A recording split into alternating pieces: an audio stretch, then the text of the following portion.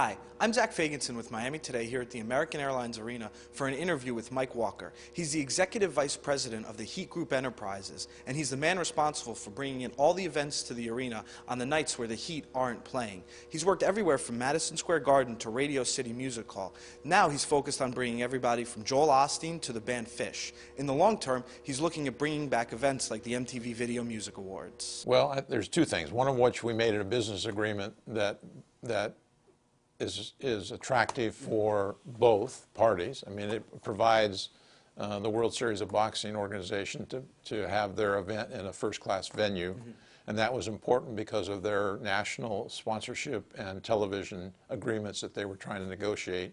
They didn't necessarily want to do it in a smaller venue that didn't have any stature. So from that standpoint, they wanted to do it here.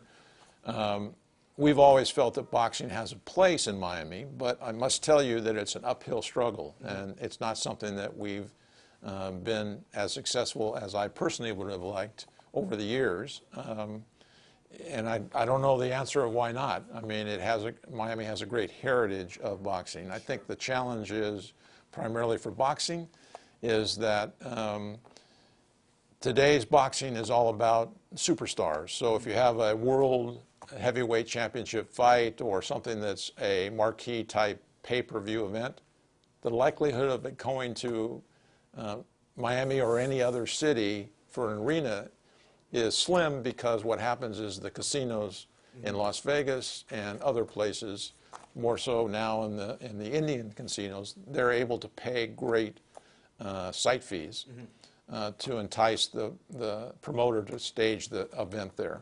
We're not in that business. We don't pay site fees of any substantial number. So Don King is doing an event here Friday night, and it will have a championship belt on the card. It will have a title elimination for a heavyweight challenge. But it's not selling as well as we had all hoped. And I think, again, it's just a combination of things. It's a little bit of the economy. Boxing itself is a sport that is being challenged by mixed martial arts, which is doing great business around the country and around the world.